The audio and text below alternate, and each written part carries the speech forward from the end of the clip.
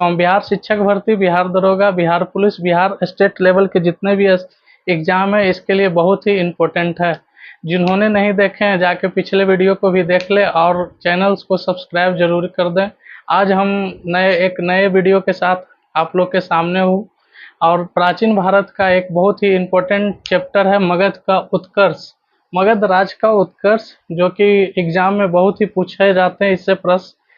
इसका देखिए मगध राज का उत्कर्ष पढ़ाने आए हैं। मगध राज का उत्कर्ष, मगध राज जो है प्राचीन भारत में राजगीर जो है, राजगिरी जिसको प्राचीन नाम है गृहबर्ज, गृहबर्ज मगध राज उसी को कहा जाता था। देखिए मगध राज का संस्थापक, मगध राज का संस्थापक उस समय बृहदत्त था, बृहदत्त का पुत्र जरासंध था। देखिए प्राचीन मगध राजवंश का संस्थापक बृहदत्त था। बृहदत्त ने अपनी राजधानी गृहबर्ज को बनाई थी। गृहबर्ज मतलब पुराना नाम, राजगीर का पुराना नाम गृहबर्ज था। वर्तमान में राजगीर का नाम, वर्तमान में गृहबर्ज का नाम क्या है, राजगीर है। अब देखिए क्या है, बृहदत्त का पुत्र था जरासंध। बृहदत्त का पुत्र कौन था, जरासंध। अब देखिए यहाँ से क्या होता है कि हर्यक राजवंश की स्थापना होती है बिंबिसार के द्वारा। हर्यक राजवंश जो है राजगीर के क्षेत्र में, हर्यक राजवंश की उत्पत्ति मगध में हर्यक राजवंश की उत्पत्ति होती है बिंबिसार के द्वारा।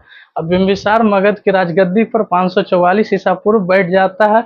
इसके अनुसार कहा जाता है कि बिंबिसार 544 ईस्वी को पूर्व राजगद्दी पर बैठा। तो ये कहा जाता है बौद्ध ग्रंथों के अनुसार। बौद्ध ग्रंथ में यह कहा गया कि मगध के राजा जो थे, मगध के राजा बिंबिसार जो हैं हर्यक वंश के संस्थापक थे, जिन्होंने 544 ईसा पूर्व में मगध की राजगद्दी पर बैठा। देखिए बौद्ध ग्रंथों के अनुसार। अब देखिए बिंबिसार ऐसा राजा था, बिंबिसार प्रथम भारतीय राजा था प्राचीन भारत का, जिन्होंने की प्रशासनिक व्यवस्था पर सुधार पर बल दिया था। प्राचीन भारत में एकमात्र बिंबिसार ऐसा राजा था, प्रथम राजा था, जिन्होंने कि प्रशासनिक व्यवस्था पर सुधार पर बल दिया था। अब देखिए यहाँ से क्या होता है, महात्मा बुद्ध के, गौतम बुद्ध है, महात्मा बुद्ध, गौतम बुद्ध, जिनके यहाँ बिंबिसार जो है, बिंबिसार ने राजवैद्य जीवक को भेजा था। और फिर देखिए अवंती के राजा थे चंद प्रघोत। देखिए अवंती के राजा चंद प्रघोत जब पांडु रोग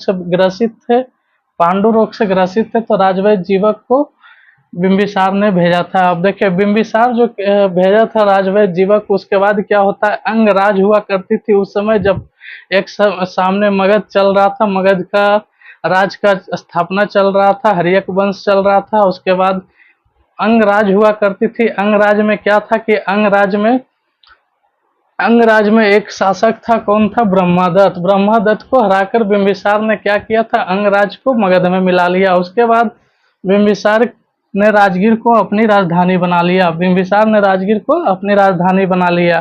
करीब 52 वर्षों तक शासन किया था, ये पता चलता है बौद्ध ग्रंथों के अनुसार। उसके बाद क्या होता है, कौशल नरेश प्रचंड, देखिए अंगराज के ब्रह्मदत्त को हराकर बिंबिसार ने अंगराज को मगध में मिला लिया। उसके बाद क्या हुआ, बिंबिसार अपना साम्राज्य को पूरा विवाह के माध्यम से विस्तार कर दिया। बिंबिसार देखिए क्या किया था, बिंबिसार ने राजगिरी को अपनी राजधानी बनाया। उसके बाद कौशल नरेश प्रसेनजीत की बहन महाकोसला, कौशल नरेश प्रसेनजीत की बहन महाकोसला से विवाह किया। और फिर चेतक की पुत्री चेलना, राजा चेतक की पुत्री चेलना से विवाह करता है। उसके बाद फिर पंजाब की, उस समय की देखिए आधुनिक नाम पंजाब है, मध्य देश की राजकुमारी क्षेमा से विवाह करता है, जो कि आधुनिक नाम पंजाब है, और अपना साम्राज्य को विस्तार करता है। इसी प्रकार बिंबिसार का साम्राज्य आगे विस्तार होता है। उसके बाद क्या होता है, अजातशत्रु उसकी हत्या कर देता है बिंबिसार का, जो कि उसका पुत्र होता है। यहाँ तक नोट कीजिए, उसके बाद आगे बढ़ते हैं।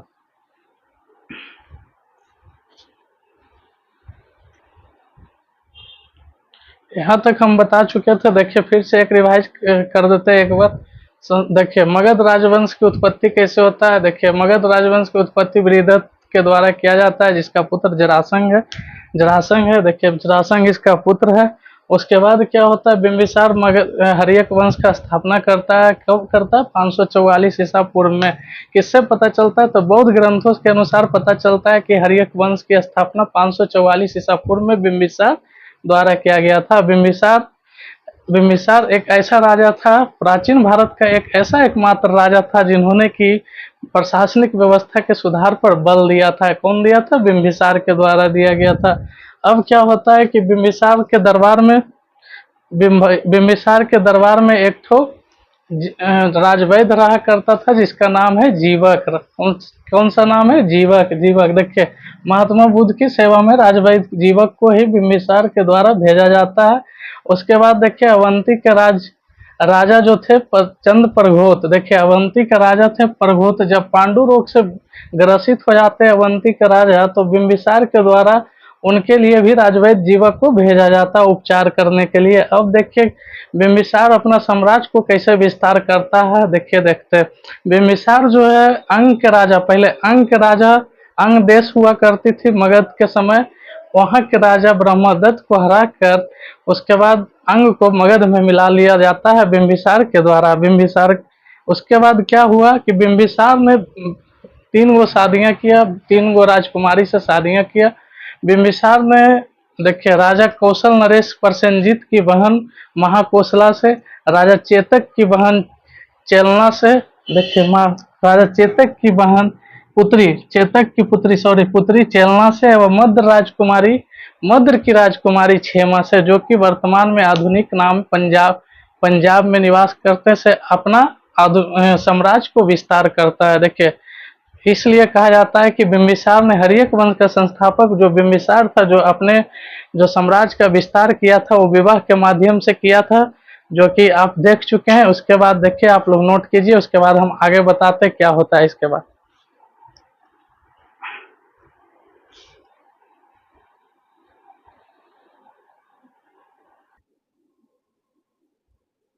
नोट कर लिए आप लोग। अब देखिए बिम्बिसार के बाद अजातशत्रु आता है। अजातशत्रु क्या करता है?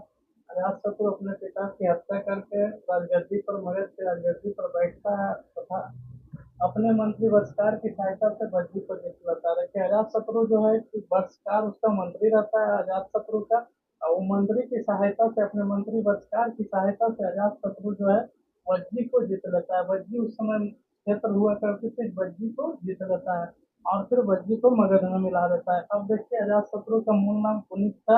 इन्होंने गंगा एवं सोन के संगम पर, देखिए अजातशत्रु क्या किया था? गंगा एवं सोन के संगम पर पाटलिपुत्र नगर की स्थापना किया था। देखिए इन्होंने गंगा एवं सोन के संगम पर पाटलिपुत्र की स्थापना करता है। कौन करता है? अजातशत्रु के द्वारा किया जाता है। अजातशत्रु के भी समय राजधानी राजगीर हुआ करती थी, राजगीर ही हुआ करती थी। अजातशत्रु के समय भी राजधानी कहाँ हुआ करती थी? राजगीर हुआ करती थी। अब देखिए यहाँ से क्या होता है।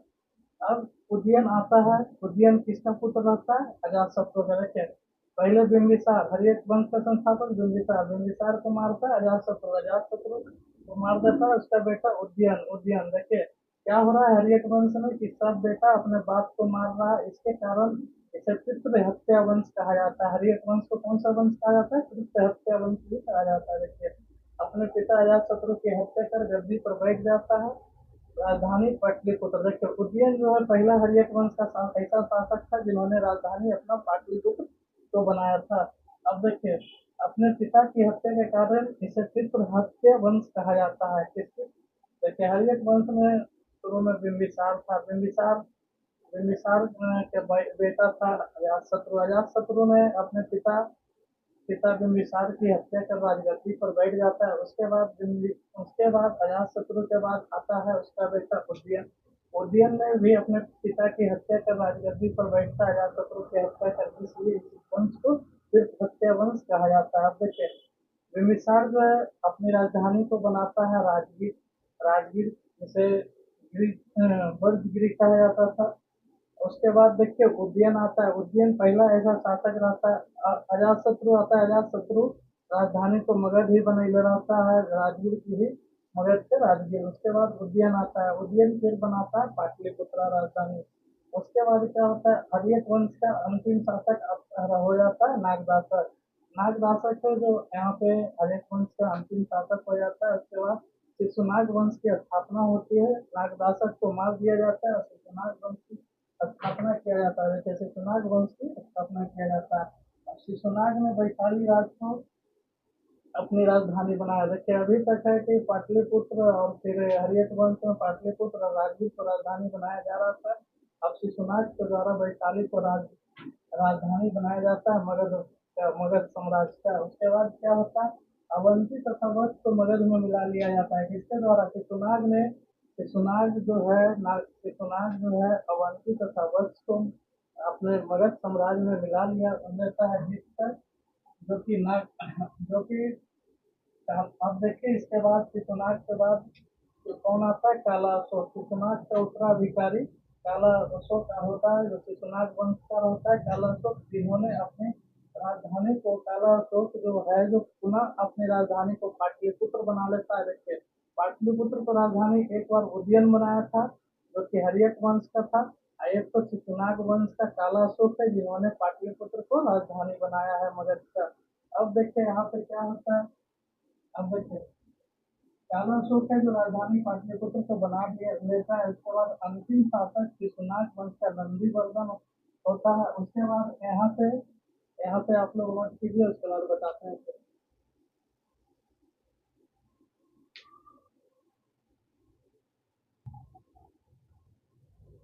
नोट कर लिए आप लोग। अब यहाँ से देखिए आप, नंद वंश आता है। उसके बाद नंद वंश की स्थापना फिर किसके द्वारा की जाती है?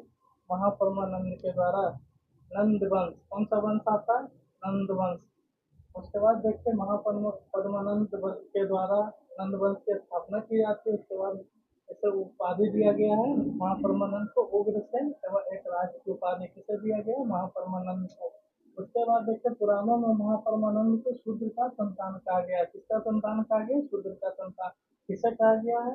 महापरमानंद को पुराणों में शूद्र का संतान कहा गया है। देखिए वैदिक काल में आप लोग पढ़िएगा कि 4 भागों में समाज को विभाजित किया गया था। कौन कौन? ब्राह्मण, क्षत्रिय, वैश्य, शूद्र। उसी में से शूद्र जो होता था सबसे नीचे का भाग होता था, पैर का माना जाता था। ब्राह्मण को सर के ऊपर को माना जाता था। क्षत्रिय होते थे शरीर का ऊपर, कमर पर वैश्य, पैर पर शूद्र को माना जाता था। वहीं से शूद्र शब्द की उत्पत्ति हुआ। और ये भी पता होना चाहिए आप लोग को, शूद्र शब्द सबसे प्रथम कहाँ पे जोड़ा गया था? ऋग्वेद के 10वें मंडल में शूद्र शब्द को जोड़ा गया था, जिससे कि चौथे वर्ण की उत्पत्ति हुई थी। अब देखिए किसे शूद्र कहा गया? अब यहाँ पे आइए नंदवंश में। नंदवंश में किसे शूद्र कहा गया है? तो पुराणों में महापद्मानंद को शूद्र का संतान कहा गया है। शूद्र का संतान। अब देखिए अंतिम शासक कौन था? महा परमानंद जो था नंद वंश का प्रथम शासक था, वह अंतिम शासक घनानंद था। नंद वंश का अंतिम शासक कौन था? घनानंद था। उसके बाद देखिए घनानंद जो था जो सिकंदर के समकालीन था। देखिए घनानंद का रिश्ता है कहाँ से? चंद्रगुप्त मौर्य के मौर्य वंश से। धनानंद जो था सिकंदर के समकालीन था, इसलिए चंद्रगुप्त मौर्य के द्वारा कौटिल्य के सहायता, कौटिल्य विष्णुगुप्त जो अर्थशास्त्र के जनक हैं, उनके सहायता से कौटिल्य जो था, कौटिल्य कौन थे? चंद्रगुप्त मौर्य के प्रधानमंत्री थे। और उन्हीं के चाणक्य जिन्हें कह सकते हैं, उन्हीं के सहायता से, चाणक्य की सहायता से चंद्रगुप्त मौर्य के द्वारा धनानंद की हत्या कर दी जाती है। फिर एक नया वंश की उत्पत्ति होती है, जैसे मौर्य वंश कहा जाता है। बहुत ही बड़ा मौर्य वंश की उत्पत्ति होती है, पाटलिपुत्र में ही मौर्य वंश की उत्पत्ति होती है। फिर नेक्स्ट वीडियो में हम लोग देखेंगे आगे मौर्य वंश के बारे में। आप लोग देखते हैं तो चैनल को सब्सक्राइब कर दीजिए, जिससे कि और भी हम आगे अच्छा पढ़ाएं और वीडियो अपलोड करते रहें। थैंक यू, धन्यवाद। इसी के साथ मैं वीडियो को अंत करता हूँ।